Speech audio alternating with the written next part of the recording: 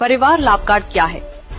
जन सुराज परिवार लाभ कार्ड आपके परिवार को गरीबी और बदहाली से निकालकर उस सुनहरे कल की ओर ले जाएगा जिसका सपना आपने बरसों से देखा है। ये उस वादे का पहला कदम है जो जन सुराज ने हर गांव, हर घर, हर बिहार वासी से किया है कि अब बिहार बदलेगा और हर परिवार के चेहरे पर सुकून की मुस्कान लौटेगी। इस कार्ड के साथ जन सुराज अपने 5 संकल्पों, युवाओं को 10,000 रूपए से 15,000 की मासिक रोजगार की गारंटी, हर बच्चे को मुफ्त बेहतर शिक्षा, हर महिला को स्वरोजगार हेतु 4% सालाना ब्याज पर सस्ता कर्ज, हर बुजुर्ग, विधवा एवं दिव्यांग जनों को 2,000 रूपए की पेंशन और किसानों को नकदी फसल की खेती के लिए मुफ्त श्रमिक सहायता को पूरा करने की गारंटी दे रहा है। जन सुराज की सरकार बनने के बाद इस परिवार लाभ कार्ड से बिहार के प्रत्येक परिवार को हर महीने 20,000 रूपए तक का सीधा लाभ मिलेगा, बिना घूस, बिना दौड़भाग और बिना किसी बाबूगिरी के।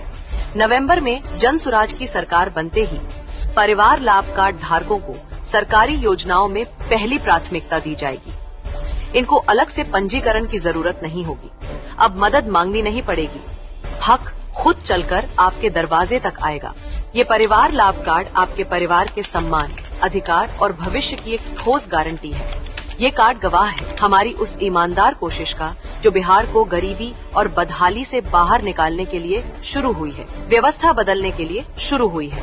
अब वक्त आ गया है कि आप भी इस बदलाव की नींव रखें और स्कूल का बस्ता चुनाव चिन्ह पर अपना वोट दें, क्योंकि इस बार वोट सिर्फ अपने बच्चों के लिए, शिक्षा और रोजगार के लिए।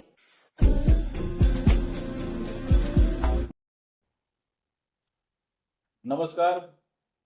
चौपाल के एक और कार्यक्रम में हम लोग हाजिर हैं जन सुराज रक्षा वाहिनी से। आज हमारे चौपाल में एक और सदस्य रक्षा वाहिनी से, जन सुराज से, राकेश रंजन जी हम लोग के साथ आए हुए हैं। पहले की रोज की तरह पार्थ सारथी जी हैं और पंकज कुमार जी। नमस्कार। हम लोग किसी न किसी टॉपिक पे तो बात करते ही हैं, लेकिन कुछ टॉपिक ऐसी होती है जो कि एक क्षेत्र या समाज या राज्य के में सिमट कर नहीं रह जाती है। और अभी तो खासकर ये जो आज का हमारा टॉपिक है ये राष्ट्रव्यापी है, समस्या है, विकराल है, चुनाव का माहौल है और इसमें चुनावी गर्मी को और बढ़ा दिया गया है चुनाव आयोग के द्वारा।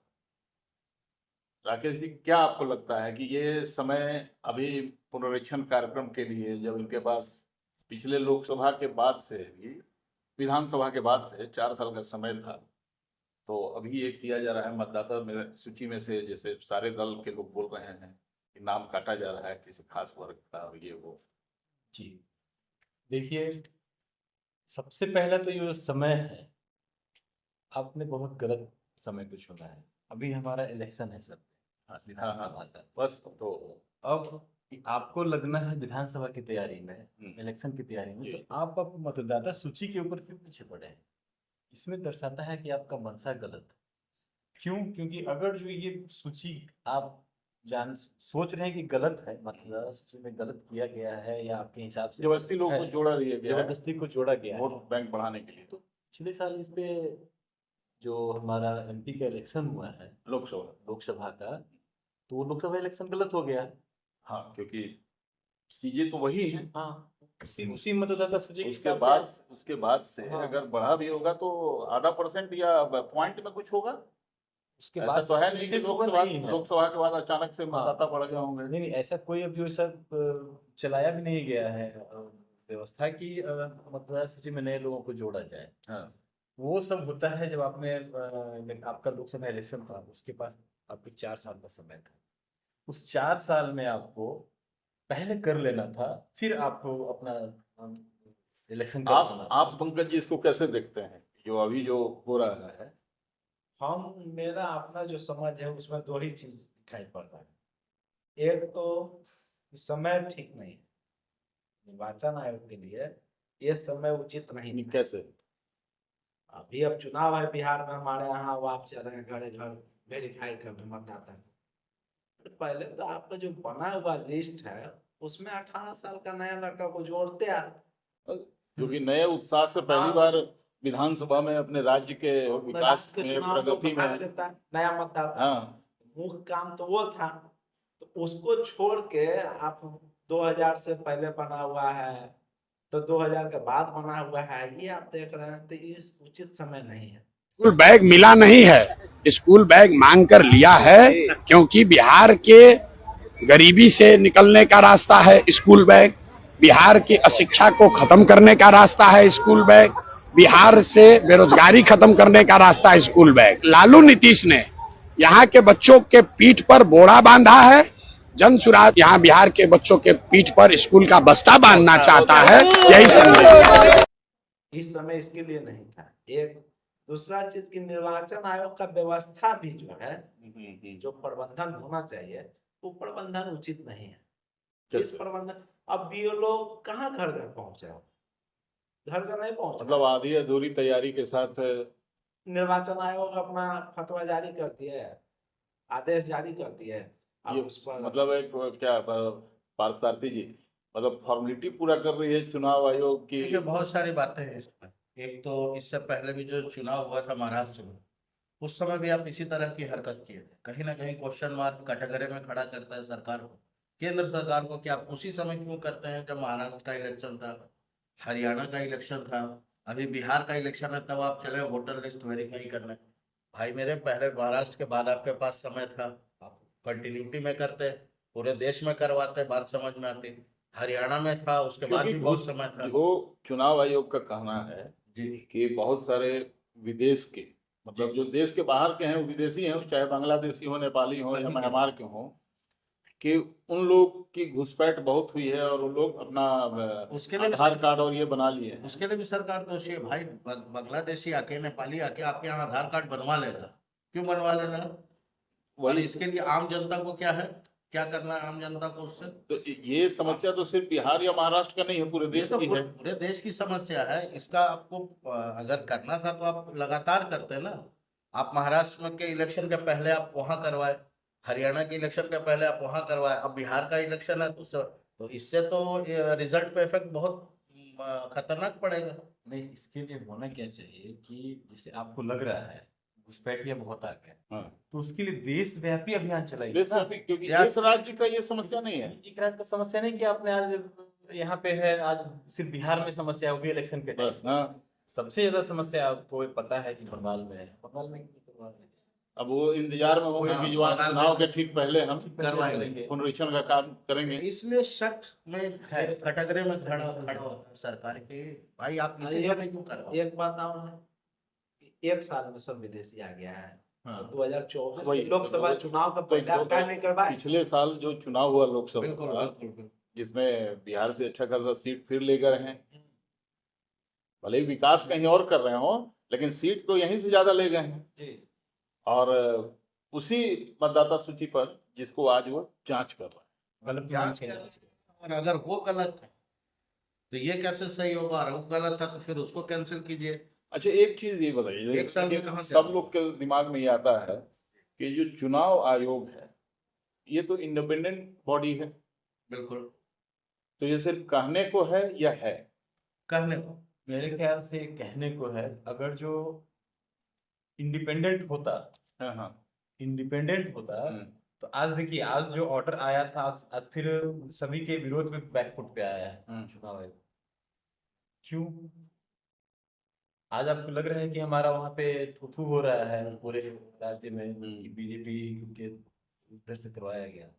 अगर जो चुनाव आयोग को ये समझ में आता है ये गलत है, तो चुनाव आयोग को तो पहले स्टेप लेना था। हाँ, लोकसभा चुनाव के पहले उनको स्टेप लेना था। यही चीज समझ समझ में आ नहीं रहा आता। है कि आप इंडिपेंडेंट नहीं है, आप उनके मोहरा बने हुए हैं। यही चीज और- समझ में नहीं आता है कि अभी बहुत दिन नहीं बीता है ना लोकसभा चुनाव के।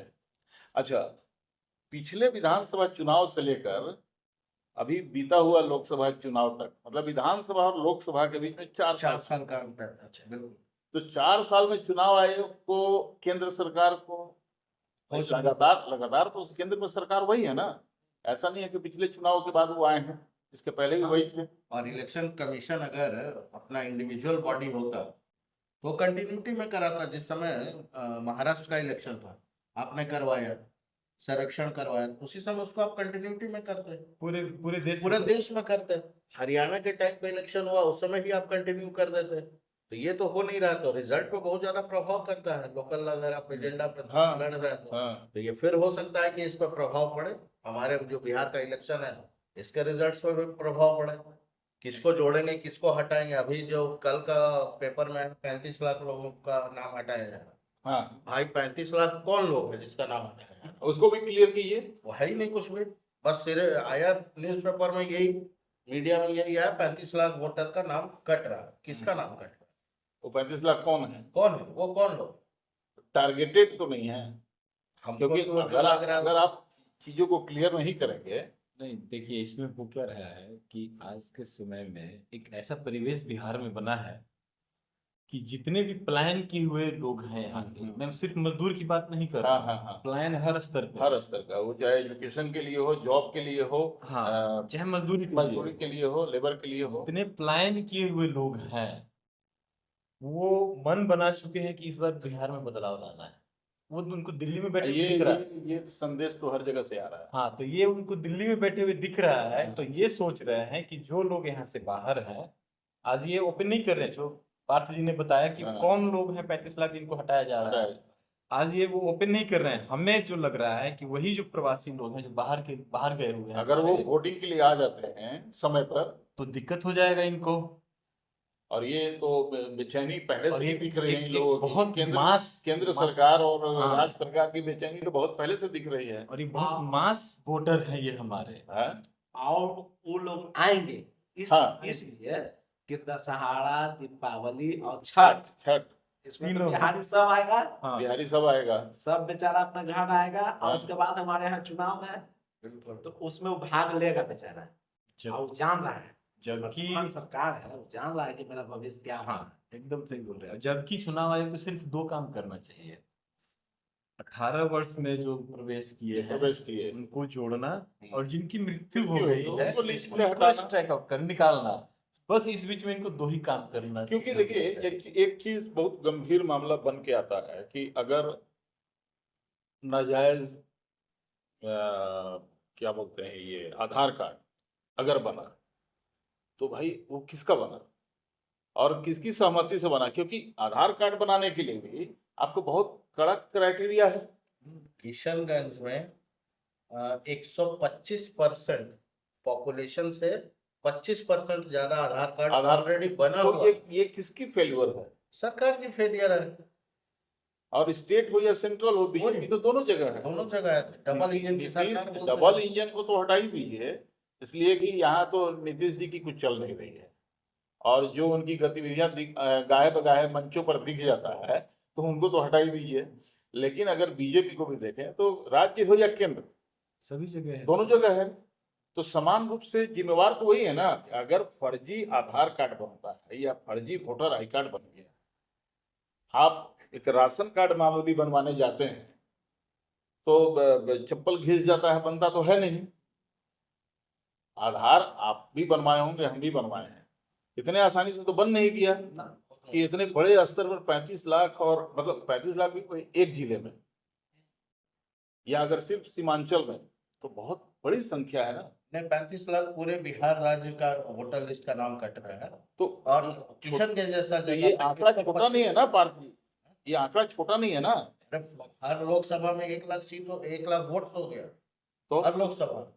हमारे यहाँ 40 लोकसभा है लगभग। आप हर 1 विधानसभा लाख में वोट आप चेंज कर रहे हो। लोकसभा में 1 लाख वोटर कट कट रहे रहे हैं। कट रहे हैं।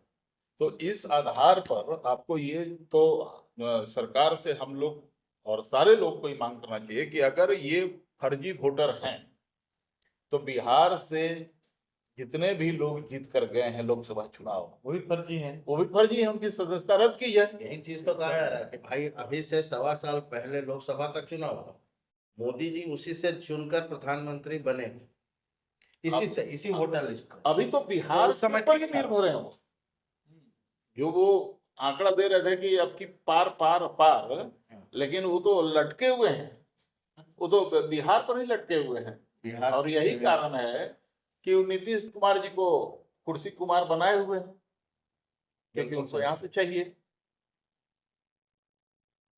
ये इसकी जवाबदेही तो किसी को लेनी होगी। नहीं देखिए, पारदर्शिता नहीं। अभी के समय में आज मोदी जी चुप बैठे हैं, उनसे प्रश्न पूछा जा रहा है, सारे पार्टियां, नॉट जन सुराज, सारे पार्टियां इसके विरोध कर रही हैं कि मोदी जी आज इस समय पे ये लेके आए हैं, तो कहीं ना कहीं उनकी मंशा गलत है। हाँ, स्वाभाविक तौर पे। स्वाभाविक दिख रहा है सभी को। जब सभी पार्टियों ने विरोध किया है तो आप यू टर्न ले रहे हैं कि ठीक है, इसके ऊपर हम बात करते हैं और देखते हैं इसमें क्या कर सकते हैं। क्यों किया? जब आपको लग रहा है गलत है तो आप यू टर्न। बहुत जगह, अच्छा, ये बहुत जगह में ये लगता है कि जैसे क्योंकि सरकार में बहुत दिनों से हैं, तो थोड़ा रवैया भी जो है वो एक तरफा होता जा रहा है, तानाशाह टाइप का। कोई भी चीज को वो जल्दबाजी में क्यों लागू करते हैं, फिर उनको यू टर्न लेना पड़ता है। देखिए, उनकी सरकार जो चल रही है वो सभी जगह डिक्टेटर की तरह चल रही है, और जो चलाने वाले लोग हैं, ब्यूरोक्रेट्स उनके साथ बैठे हुए हैं, वो जनता के मुंह को नहीं देख रहे हैं, जनता के लिए नहीं सोच रहे हैं वो कि इससे किसको नुकसान हो। नेता और पार्टी का मुंह देख रहे हैं। बस नेता और पार्टी का उसको फायदा कैसे मिले। रिजल्ट चाहिए उनको, चाहे उसके लिए उनको कुछ भी करना पड़ जाए, उस रिजल्ट के लिए ही वो काम कर रहे हैं। मतलब ऐसे स्थिति में तो जो नए वोटर्स को जुड़ना चाहिए था वो भी नहीं जुड़ेंगे, विलम्ब तो होगा, विलम्ब हो गया। जो प्रमुख काम था। जो प्रमुख काम है, चुनाव आयोग का काम क्या है? नए मतदाताओं को जोड़ना है, ताकि वो, अभी देखिए चुनाव आएगा, सरकारी तौर पर कैसा लूट मचेगा। पूरा शहर, पूरा राज्य झंडा और बैनर से मतदाता जागरूकता अभियान चलाया जाएगा, जिसका कोई बजट नहीं होता है, कोई बजट नहीं है। आपदा की तरह करोड़ों करोड़ का उसका फंडिंग होता है मतदाता जागरूकता के लिए। तो जागरूकता किसके लिए?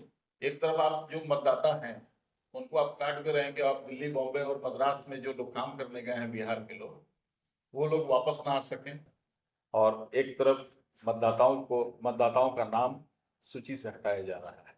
इसे ही कहते हैं मोदी जी के भाषा में आपदा में अवसर ढूंढना। तो खैर ढूंढिए, जनता भी सब देख रही है और समझ भी रही है। हम लोग फिर मिलेंगे किसी नए मुद्दे पर। तब तक के लिए मैं अमित पांडे आपसे विदा लेता हूँ। नमस्कार, जय बिहार, जय जन सुराज। नमस्कार।